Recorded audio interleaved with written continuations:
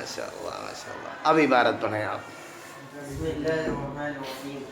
فصل في ثم للتراخي لكنه عند أبي حنيفة رحمه الله يفيد التراخي في اللفظ والحكم، وعندهما يفيد التراخي في الحكم وبيانه فيما إذا قال لغير المدخول بها إن دخلت الدار فأنت طالق ثم طالق ثم طالق، فعنده يتعلق الأولى بالدخول وتقع الثانية في الحال نہیں ٹھیک ہے ثانية وتقع الثانية في الحال واللغة الثالثة وعندهما يتعلق الكل بالدخول ثم عند الدخول يظهر الترتيب فلا يقع إلا واحدة. ولو قال أنت طالق ثم طالق ثم طالق إن دخلت الدار فعند أبي حنيفة رحمه الله وقعت الأولى في الحال ولغت الثانية والثالثة، وعندهما يقع الواحدة عند الدخول لما ذكرنا. وإن كانت المرأة مدخولا بها فإن قدم الشرط تعلقت الأولى بالدخول ويقع اثنتان في الحال عند أبي حنيفة رحمه الله. وإن أخر الشرط وقع ثنتان في الحال وتعلقت الثالثة بالدخول، وعندهما يتعلق الكل بالدخول في الفصلين. جی آج کا بیان ثم کے لیے ہے کہ ثم کے کیا معنی ہیں. چنانچہ صاحبین اور امام صاحب کے درمیان اس سلسلے میں اختلاف ہے. ثم کے معنی کیا ہیں پہلے یہ سمجھ لیں. ثم کے معنی ہوتے ہیں پھر. جی یعنی ایک چیز پہلے ہو چکی ہے اس کے بعد کسی دوسری چیز کے وقوع کے بارے میں بتانا، یہ ثم کے معنی ہیں. جیسے جاء زید ثم عمرو، زید آیا پھر عمر آیا. جی ایسے ہی ضربت زیدن ثم عمرا، میں نے زید کو مارا پھر عمر کو مارا. تو یہ پھر کے معنی بتاتا ہے اور پہلے کے ساتھ جوڑ دیتا ہے. ثم کا جو مدخول ہے وہ ما قبل سے جڑ جاتا ہے. تو یہ جو جڑ جاتا ہے یہ کس انداز میں جڑے گا؟ علی الفور جڑے گا یا علی التراخی جڑے گا؟ یہ ہے سوال. اس سے پہلے آپ نے واو پڑھا تھا، اس میں کیا تھا؟ جا زید و عمر، زید آیا اور عمر آیا. جی اور جا زید ثم عمر، زید آیا اور عمر آیا. سوال یہ کہ فرق کیا ہے؟ واو ہم نے استعمال کیا ایک بار اور ایک مرتبہ ہم نے ثم استعمال کیا، دونوں میں کچھ فرق ہے کیا؟ اس میں بھی زید آیا پہلے، اس میں بھی زید آیا، لیکن فرق ہے. فرق کیا ہے کہ اس میں ترتیب کا لحاظ نہیں ہوتا. جی اس میں ترتیب کا لحاظ نہیں ہوتا، اس میں صرف جمع مقصود ہوتا ہے. زید آیا اور عمر آیا، اس میں یہ بھی امکان ہے کہ پہلے عمر آیا ہو پھر زید آیا ہو، ایسا بھی ہو سکتا ہے، لیکن اس میں ایسا نہیں ہے.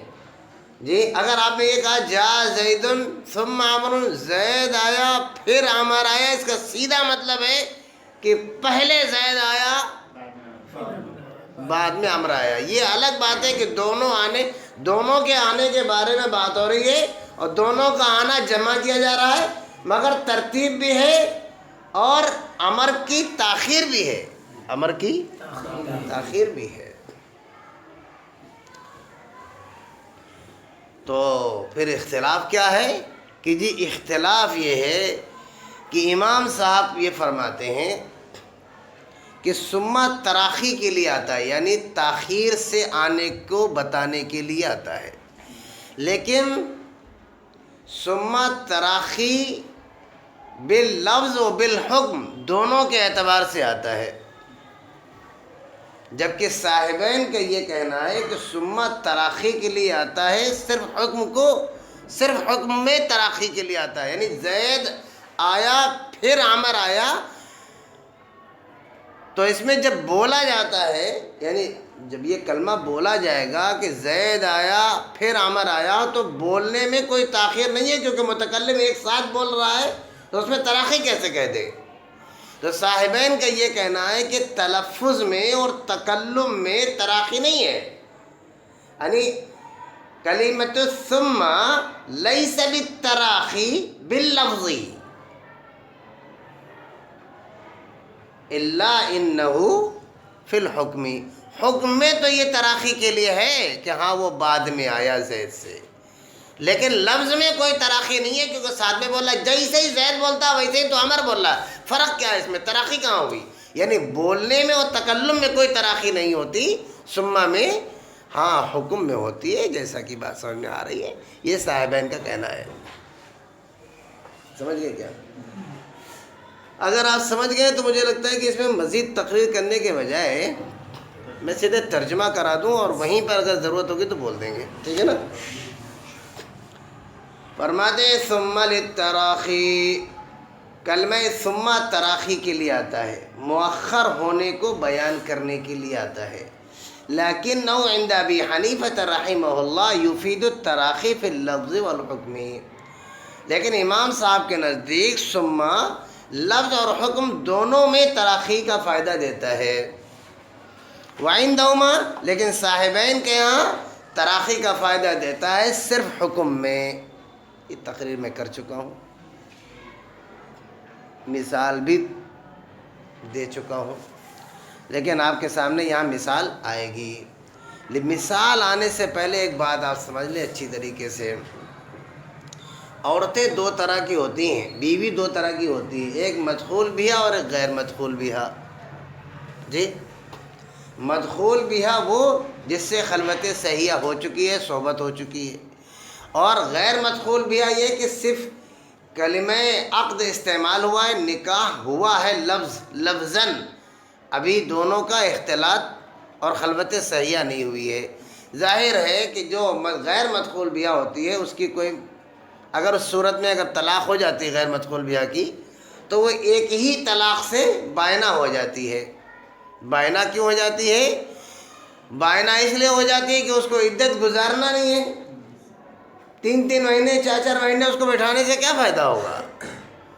جی، اور مجبوری کیا ہے، پریشانی کیا ہے؟ بھائی 3 مہینے تک عدت اس لیے ہوتی ہے تاکہ ہو سکتا ہے شوہر افسوس کرے اور رجوع کر لے، تو مدخول بیاہ میں اس کی ضرورت ہوتی ہے کہ چونکہ یہ اب داغدار ہو چکی ہے، باقرہ نہیں رہی، سیبہ ہو چکی ہے، اب بیچاری کہاں جائے گی، لہذا اس کو 3 مہینے اپنے یہاں رکھو، رجوع کر لو، اس لیے طلاق رجعی کا سلسلہ ہوتا ہے۔ اب جو غیر مدخول بیاہ ہے، اگر آپ کو پسند نہیں ہے، یہیں کا یہیں ختم کرنا چاہتے، تو وہ ایک ہی طلاق سے بائنہ ہو جاتی۔ کیا مطلب؟ اس کو دوسری طلاق اور تیسری طلاق کی ضرورت، سمجھنا نہیں مسئلہ؟ یہ تو تھا مسئلہ، یہ تو فقہ کی باتیں اور ہدایہ کی باتیں اور جہاں کی بات ہے وہاں کی بات ہے، ہمیں اس سے بحث نہیں، ہمیں تو بحث ہے ثم سے، ہمیں کیا سمجھنا ہے؟ ثم۔ تو اب اس مسئلے کی روشنی میں ثم سمجھیے آپ۔ فرماتے ہیں وَبَيَانُهُ فِيمَا إِذَا قَالَ لِغَيْرِ الْمَدْخُولِ بِهَا، اور اس اختلاف کی وضاحت اس مثال میں ہوگی کہ اگر مان لیجئے کسی نے غیر مدخول بہا عورت سے کہا، کیا کہا؟ ان دخلت الدار فانت طالق ثم طالق ثم طالق۔ جی، فرماتے ہیں، اب مسئلہ تو آپ کو پتہ ہی ہے، مسئلہ پتہ کیا آپ کو؟ مطلب اس نے 3 مرتبہ کہا انت طالق ثم طالق ثم طالق، 3 مرتبہ طلاق دیا۔ 3 مرتبہ وہاں گنجائشی نہیں ہے، بال پھینکو گے دیوار پہ اس کمرے میں چلا جائے گا۔ جی، جب وہ ایک ہی طلاق کا محل ہی ہے تو طلاق تو ایک ہی ہونی ہے، دوسری طلاق تو ہونی ہی نہیں ہے، اور تیسرا طلاق تو ہوگی ہی نہیں۔ اب اس روشنی میں آپ سمجھ لیں، فرماتے ہیں فَعِنْدَهُ يَتَعَلَّقُ الْأُولَى بِالدُّخُولِ، کہ پہلی طلاق معلق ہوگی دخول سے۔ ان دخلت الدار، سے کون سی طلاق اس میں معلق ہوگی؟ فانتی طالقن والی کہ ثم طالقن والی یا ثم طالقن والی، کون سی ہوگی؟ امام صاحب فرماتے ہیں پہلی والی جو انتی طالقن والی جو طالقن ہے یہ معلق ہوگی دخول دار سے، وتقع الثانیۃ فی الحال، جی، اور دوسری طلاق وتقع الثانیۃ، دوسری، جی، وتقع الثانیۃ فی الحال، اور دوسری طلاق فوراً واقع ہو جائے گی۔ کیا مطلب نکلے گا اس کا؟ مطلب یہ ہوگا کہ وہ دخول دار ہو یا نہ ہو وہ معلق رہے گی، اس سے کوئی مطلب نہیں ہے، جی۔ اور جو ثم طالقن والی جو بات ہے یہ دخول دار سے معلق نہیں ہوگی، ایک طلاق ویسے ہی ہو جائے گی اور ایک ہی طلاق سے بائنہ ہو جائے گی وہ، جی، یہ بات ہے۔ وتقع الثانیۃ فی الحال کا کیا مطلب؟ بات سمجھنے کی کوشش کرو۔ جب اس نے یہ بات کہی ہے، آپ اس سے پہلے بھی آپ جملے پڑھ چکے ہیں، ان کو دھیان دیجیے آپ، اگر طلاق کو اس نے دخول دار کے ساتھ معلق کیا ہے تو جب تک دخول دار نہیں پایا جائے گا تب تک طلاق ہوگی؟ طلاق ہوگی نہیں۔ تو فرماتے ہیں کہ دخول دار کی کوئی ضرورت ہی نہیں ہے، دخول دار کی کوئی ضرورت ہی نہیں ہے۔ آپ نے ثم طالقن کہا ہے، طلاق اسی سے طلاق پڑ جائے گی، اور جو پہلی والی طلاق ہے فانتی طالقن وہ دخول دار کے ساتھ معلق ہوگی اور فضول ہو جائے گی، جی۔ اور فرماتے ہیں وَلَغَتِ الثَّالِثَةُ، اور تیسری تو لغو ویسے بھی ہو جائے گی کیونکہ وہ اس کا محل نہیں ہے۔ پہلے والی کیوں نہیں ہوگی؟ کہ پہلے والی کی بھی ضرورت نہیں رہ جائے گی۔ وَعِنْدَهُمَا، اور صاحبین کا مسئلہ سنیے۔ اچھا یہ ہوا کیوں ہے؟ پہلے ہم صاحبین کی بات عرض کر دیں پھر آپ کو اس کی تفصیل بتاتے ہیں۔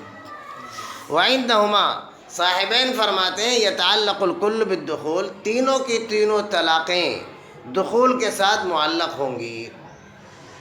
ثم عند الدخول يظهر الترتیب، پھر جب وہ داخل ہو جائے گی اس وقت ترتیب ظاہر ہوگی۔ کیا ظاہر ہوگی ترتیب؟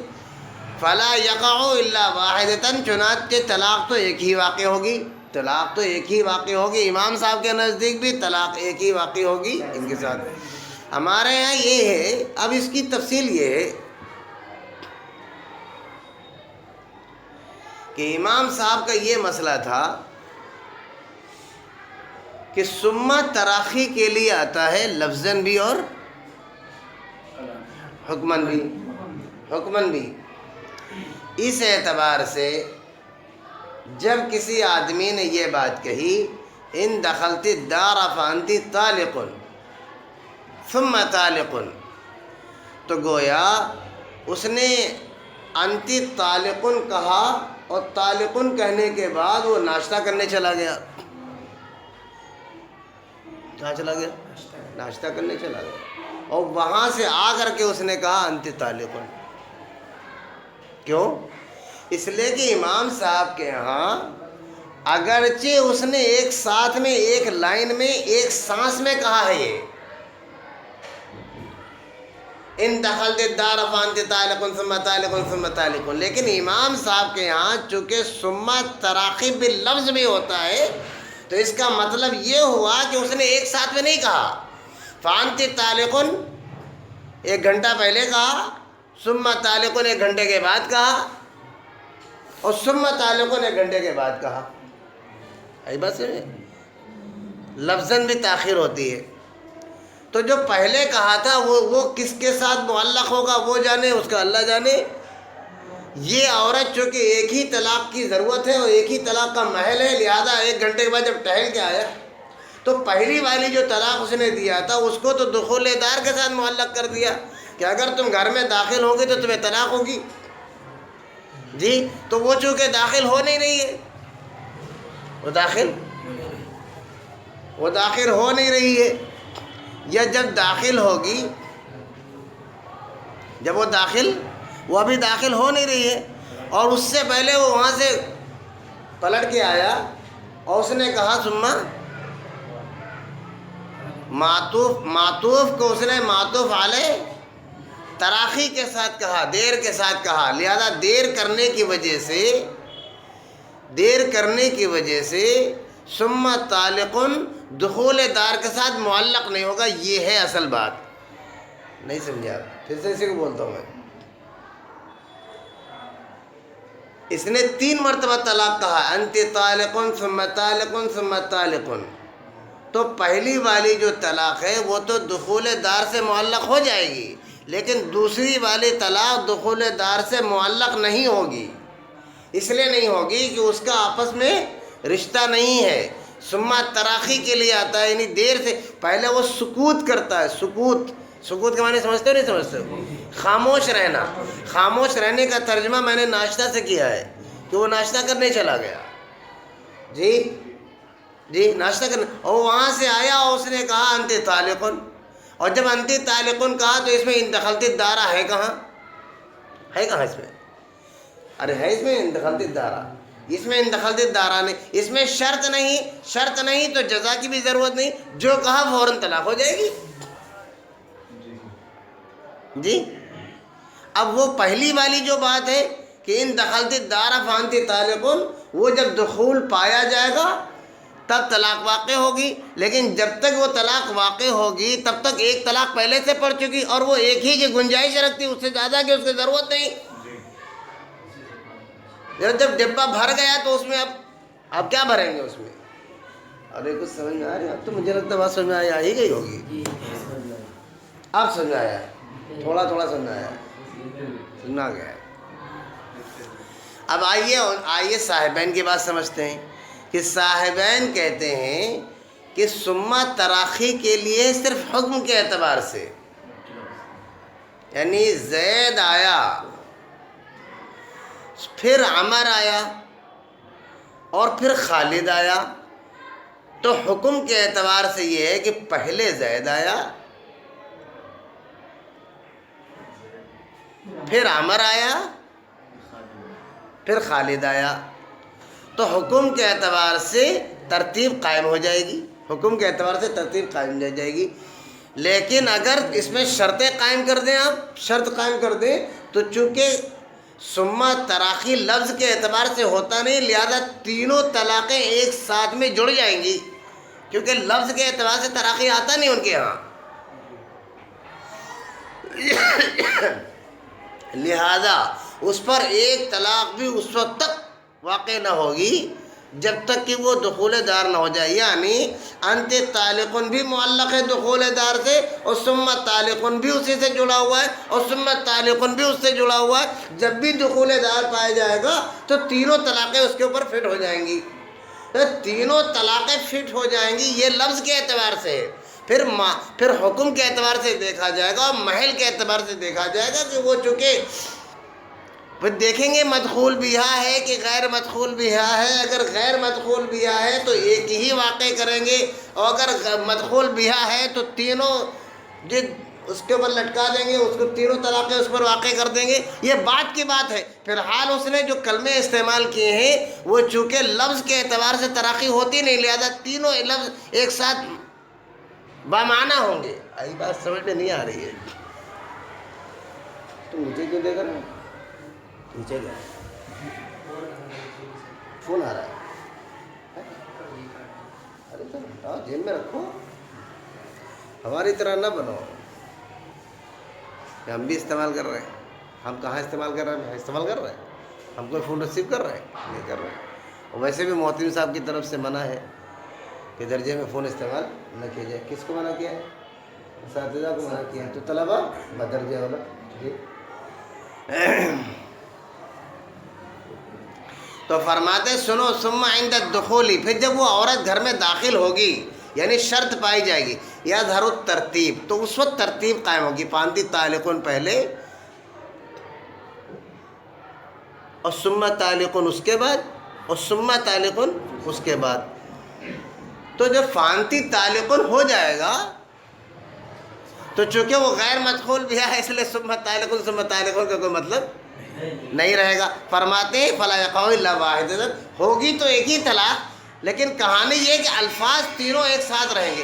تو فرق کیا ہوا کہ یہ فرق یہ ہوا کہ امام صاحب کے ہاں دخول دار ہو یا دخول دار نہ ہو طلاق ویسے بھی ہو جائے گی، بائنہ ہو جائے گی. اور صاحبین کے نزدیک جب تک دخول دار نہیں ہوگا تب تک طلاق نہیں ہوگی. تو سمجھ میں آئی بات نہیں آ رہی ہے؟ واو جی. فرماتے ہیں وَلَوْ قَالَ أَنْتِ طَالِقٌ ثُمَّ طَالِقٌ ثُمَّ طَالِقٌ إِنْ دَخَلْتِ الدَّارَ فعند أبي حنيفة رحمه الله وقعت الأولى في الحال ولغت الثانية والثالثة وعندهما يقع الواحدة عند الدخول لما ذكرنا وإن كانت المرأة مدخولا بها. یہ وَإِن كانت سے رہنے دو. تو یہ جو ابھی ہم نے عبارت پڑھی ہے اس میں اور اس میں کوئی فرق نہیں ہے، جس کی تشریح ہم کر چکے ہیں. اس میں اس میں کوئی فرق نہیں ہے. فرق صرف اتنا ہے کہ اس میں جو شرط پہلے تھی جزا بعد میں تھی، اس میں جزا پہلے ہے شرط بعد میں ہے. لیکن چونکہ حکم سمہ کا بیان ہو رہا ہے تو سمہ تو ماشاءاللہ سمہ ہے، تو وہ کام جیسا کرتا ہے ویسے ہی کرے گا. آئی بات سمجھ میں؟ کوئی فرق نہیں ہے، حکم میں کوئی فرق نہیں ہوگا. فرماتے سنو، مان لیجئے کسی نے جملہ بدل دیا. کیسے کہا؟ انت طالقن ثم طالقن ثم طالقن ان دخلت الدار، شرط بعد میں لے کے آیا. فعند ابی حنیفہ رحمہ اللہ وقعت الاولی فی الحال، پہلی طلاق تو تتکال واقع ہو جائے گی. تتکال سمجھتے ہیں جی؟ بالفور جی. ولغت الثانیۃ والثالثۃ، اور ثالثہ اور ثانیہ کی کوئی ضرورت نہیں ہے، کوئی ضرورت نہیں، لغو ہو جائیں گی. ارے وہی مسئلہ ہے نا جیسے میں نے عرض کیا ابھی. وعندہما، اور صاحبین کے نزدیک یقع الواحدۃ، صاحبین کے نزدیک بھی ایک ہی طلاق واقع ہوگی. وہ بھی کوئی سرخاب کا پر نہیں لگائیں گے، نہ آسمان میں چتی لگائیں گے جی. مگر کہانی یہ ہے کہ ان تک دخول ہوگا ان کے ہاں. یہ میں نے تشریح عرض کر دی تھی، یہاں لکھی بھی ہے. لما ذکرنا، اس قانون کی وجہ سے جو ابھی ہم نے تفصیل سے بیان کیا. فرماتے ہیں کہ یار یہ بات تو غیر مدخول بہا میں سٹنگ ہوئی کہ طلاق تو ہم نے 3 دی اور ہو رہی ایک. یہ پرابلم کہاں سے آ رہے؟ یہ پرابلم تو مدخول بہا غیر مدخول بہا کی وجہ سے ہے نا. مان لیجیے طلاق، وہ بیوی جو ہے وہ مدخول بہا ہے تو کیا ہوگا؟ تو کیا ہوگا؟ وہی ہوگا جو ہوتا ہے صبح شام جی. فرماتے ہیں سنو بھائی بات، فرق آئے گا.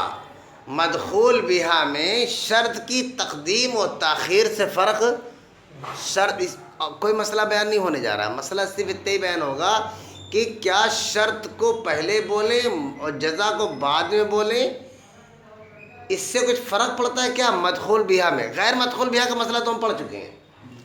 فرماتے ہیں وَإِنْ كَانَتِ الْمَرْأَةُ مَدْخُولًا بِهَا،